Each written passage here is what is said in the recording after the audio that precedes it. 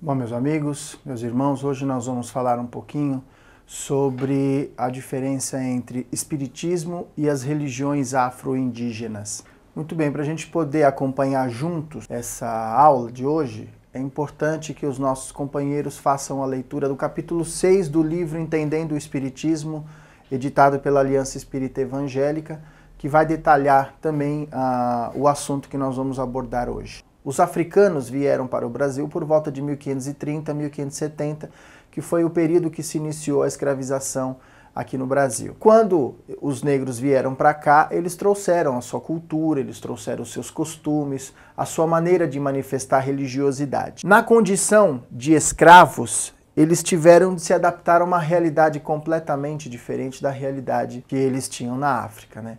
Na África eles eram livres, na África muitos eram reis, muitos faziam parte de tribos e viviam muito bem lá. Vindo para o Brasil, eles sofreram uma mudança muito grande na sua maneira de viver. Como nós falamos, os negros trouxeram para cá as suas crendices, as suas práticas religiosas, foram a maneira que eles encontraram de se manter ligados às suas origens. Era uma das maneiras de eles conseguirem ainda relembrar da cidade natal, relembrar das suas origens, e isso fez com que se criasse no Brasil uma nova visão de espiritualidade.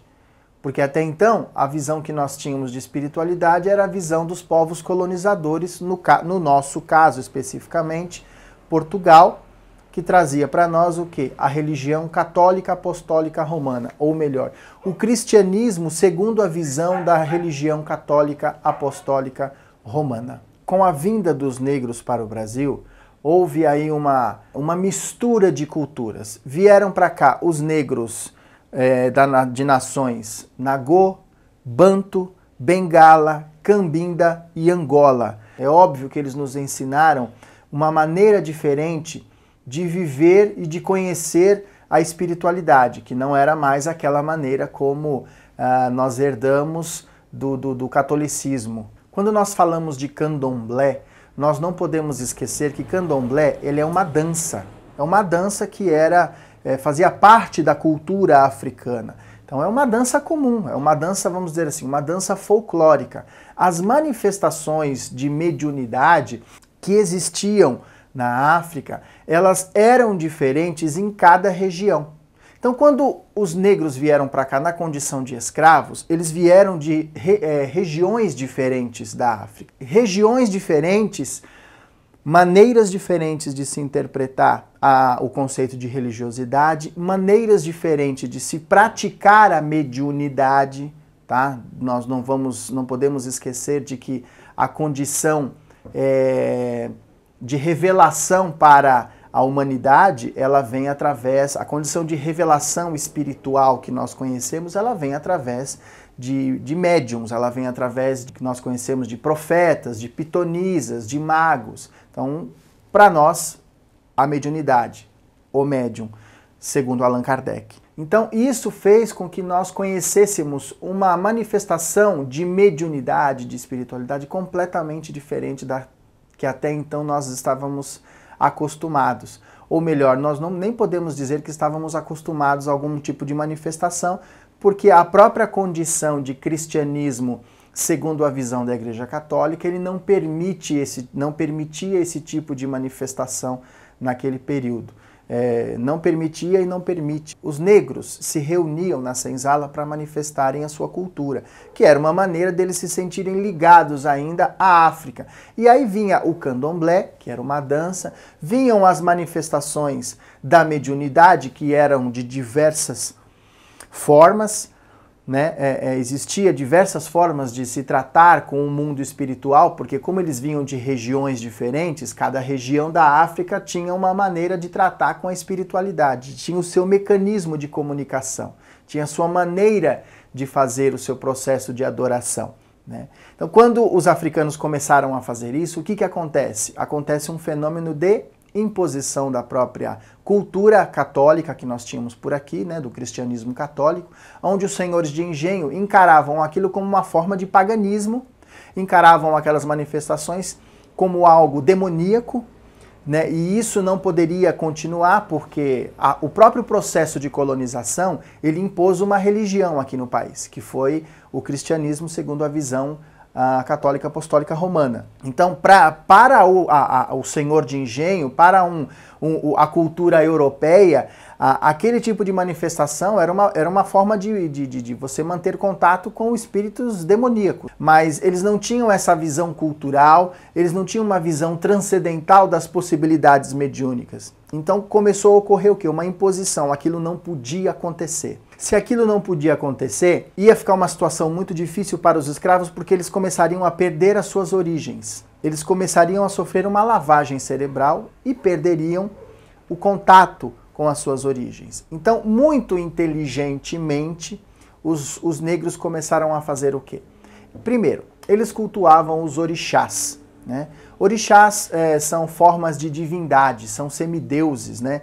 É uma forma de força da natureza manifestada através de uma ação cultural, de uma ação popular. Como essas religiões primitivas, eles trabalham muito com as forças da natureza, então eles cultuavam o deus da chuva, dos mares, o deus do ar, o deus do trovão, o deus da guerra, né? Então era uma forma deles manterem esse contato com a divindade. Então eles cultuavam aqui os seus orixás, cada um na sua personalidade, cada um na sua forma de agir. Cada orixá, ele, segundo a crença africana, os orixás, na forma de deuses, na forma de manifestações da natureza, eles têm paixões, eles têm tanto o lado bom quanto o lado ruim. Então o que acontece? Dentro dessa personalidade de cada orixá, as pessoas acabam se identificando, os médiums, né, os filhos de fé, os africanos, né, nessa época, os escravos, de acordo com a própria personalidade que eles tinham, eles faziam uma comparação com a personalidade do orixá e era como se houvesse ali uma ligação simbiótica, nós podemos dizer assim, era uma ligação onde ele cultuando esse orixá, ele estaria sob a proteção deste orixá. Para nós, na doutrina espírita, um ser que contém paixões, um ser que contém o bem e o mal dentro dele, ele é um ser, um espírito, seria um espírito ainda em processo de evolução. Para nós, dentro do espiritismo, esse conceito de deuses, como é cultuado na cultura africana, ele não existe, né? Ele é uma forma antropomórfica de ligação com o Criador. Ou seja, é a questão de nós identificarmos a nossa personalidade no Criador. Tendo esta dificuldade, pela própria imposição de manifestarem a sua cultura, de manifestarem tudo aquilo que eles trouxeram da África, o que os africanos fizeram? Bom, vamos fazer uma associação entre os nossos orixás com os santos da Igreja Católica. Então eles pegavam um orixá que tinha a personalidade parecida com o santo da Igreja Católica e fazia essa fusão. E aí eles começavam a cultuar não o orixá à vista do seu senhor de engenho, mas sim o santo da Igreja Católica correspondente à personalidade daquele orixá. Isso foi uma forma de ludibriar os senhores de engenho, de ludibriar a própria igreja e eles conseguirem ainda manifestar a sua cultura, eles conseguirem manter o contato com as suas origens africanas. Um dos orixás muito conhecidos dentro da cultura afro-brasileira é Ogum, que na associação com o santo da Igreja Católica seria São Jorge. Então, na verdade, eles cultuavam a figura de São Jorge, mas por trás disso, na verdade, eles estavam cultuando quem? Eles estavam cultuando Ogum, que é o senhor da guerra, para eles, é o deus da guerra. Você pega Nhansan, por exemplo, que é um orixá, a comparação, a ligação que eles fazem com a Igreja Católica é com Santa Bárbara, né? Bom, isso fez com que, aos poucos, o próprio africanismo, a própria cultura africana que veio para o Brasil, ele começou a sofrer uma metamorfose. Essa metamorfose é o que nós chamamos de sincretismo religioso, ou seja, é uma mistura de várias culturas, de várias religiões em uma só. O Ramatiz dá uma definição muito boa sobre isso, né? Ele fala que essas manifestações que formam o sincretismo religioso, que nós chamamos aqui no Brasil especificamente de Umbanda, é como se fosse uma colcha de retalhos, ou seja, são várias culturas, são várias religiões misturadas em uma só. Quando a gente fala de Umbanda, nós não podemos esquecer o seguinte, que a Umbanda ela foi fundada, vamos dizer assim, ela foi criada em 1908 em Niterói, Rio de Janeiro. Foi dentro da própria Federação Espírita de Niterói. Um médium deu uma manifestação de um espírito, esse espírito trazia toda os seus trejeitos, a sua maneira de falar, como se fosse um indígena. E isso, dentro dos padrões kardecianos, é uma coisa meio complicada de encarar, porque naquela época, principalmente, onde o espiritismo ainda estava engatinhando, manifestação desse tipo de espírito eram consideradas como manifestações de espíritos inferiores, o que era uma ignorância muito grande, porque segundo a própria doutrina, né, segundo o que alguns espíritas falam, esse tipo de manifestação ele não precisa existir porque a comunicação mediúnica ela se processa mais em nível mental. Só muito mais tarde nós vamos descobrir que as coisas são assim, mas existe um outro lado da manifestação mediúnica que era desconhecida por todos nós. E isso a Umbanda acabou trazendo para que a gente pudesse conhecer essa manifestação mais fenomênica, não a nível só mental, mas uma manifestação onde o próprio corpo físico era tomado, era possuído pela entidade e ela pudesse manifestar os seus trejeitos, ela pudesse manifestar as suas manias. Então foi o companheiro Zélio Fernandino de Moraes, né? Ele foi a pessoa que incorporou esse espírito na Federação Espírita de Niterói, e a partir dali essa entidade era, na verdade ele se manifestava daquela forma, como se fosse um índio, mas ele não era um índio, ele já havia tido encarnações anteriores, onde ele assumiu outras personalidades, porém o compromisso dele era amparar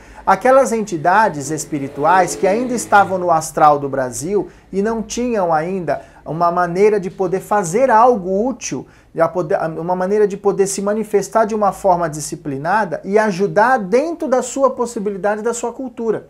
Coisa que dentro do centro espírita, essas manifestações, elas seriam impossíveis de acontecer.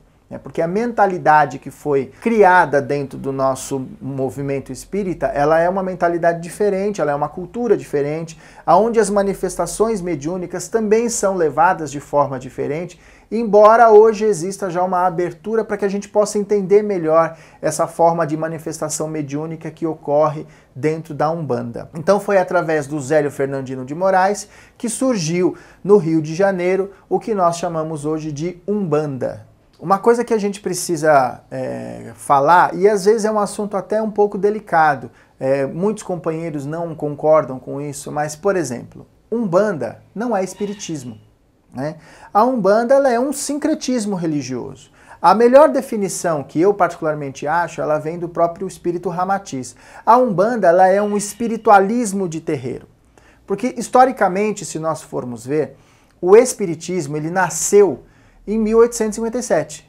Ele foi codificado em 1857 por Allan Kardec. Em 1857, no Brasil, já existiam as manifestações africanas. Já existia todo o africanismo que já estava misturado com a própria cultura indígena e com o catolicismo. Então já existia esse sincretismo religioso no Brasil, que só foi se oficializar em 1908 como Umbanda, e a partir daí começou a absorver também uma parte de tudo aquilo que a doutrina espírita estava ensinando.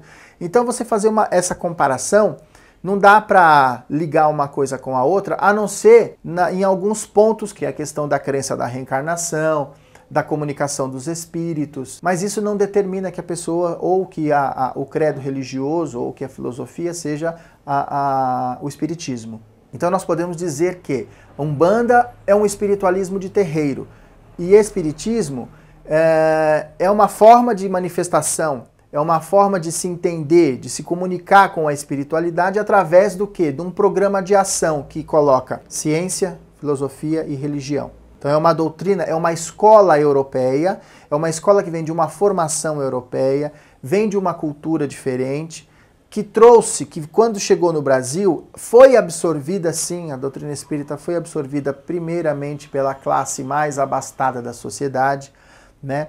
porque a própria codificação kardeciana, toda escrita, toda elaborada em francês, ela recebeu o melhor acolhimento aqui no Brasil pela classe mais abastada, que era a classe que tinha condições de estudo, que tinha condições de se alfabetizar. A questão do africanismo já existia no Brasil, do sincretismo religioso já existia no Brasil, muito antes da chegada do espiritismo. Então, o que a gente quer situar é o seguinte: não significa que uma é melhor ou pior que a outra. São escolas diferentes, só isso. Os objetivos são os mesmos.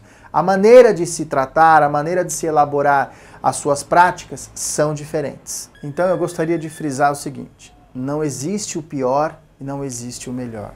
Não é que uma é inferior e a outra é superior, não é nada disso. São escolas diferentes.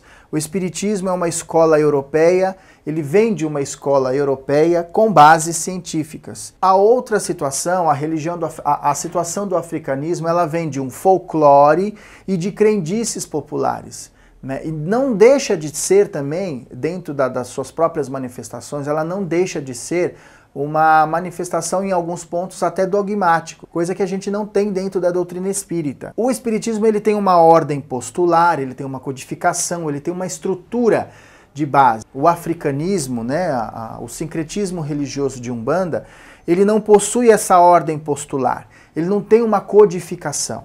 Por quê? Porque são escolas diferentes, porque ele é uma mistura de várias religiões, ele é uma mistura de várias coisas, de várias culturas, dentro de um perfil, dentro de um arcabouço doutrinário. Por isso são escolas diferentes.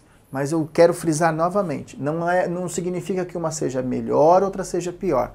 São escolas diferentes. Algumas coisas que são importantes da gente saber é o seguinte: existem alguns equívocos em algumas informações sobre a Umbanda, dentro do próprio movimento espírita. A gente ouve muito falar que dentro da Umbanda só baixam espíritos inferiores, são espíritos atrasados. A informação não está correta. Não é isso daí não. A frequência ou não de espíritos iluminados ou espíritos inferiores dentro de um trabalho mediúnico não está relacionado com o rótulo, não está relacionado com o tipo de trabalho mediúnico. Ela está relacionada com a intenção das pessoas que estão ali. Não adianta você ter um trabalho organizado de médiums que estão preparados, que fizeram escola, que se doutrinaram, que estão ali. Se a intenção não for boa das pessoas que estão ali dentro, de fazer um trabalho sério, de fazer um trabalho caridoso, um trabalho disciplinado, não adianta ter o rótulo de centro espírita ou comunidade espírita ou grupo espírita, não vai adiantar nada. O que vai determinar a frequência ou não de espíritos iluminados em uma sessão mediúnica é a intenção das pessoas que estão trabalhando. Ou seja, é o objetivo do trabalho. Qual é o objetivo desse trabalho? É auxílio, é ajuda? Ele tem ordem, ele tem disciplina, ele tem uma orientação. Caso contrário, não é pelo fato de se dizer espírita ou não espírita que o trabalho garante a qualidade. Ou seja, o rótulo nem sempre vale pelo produto.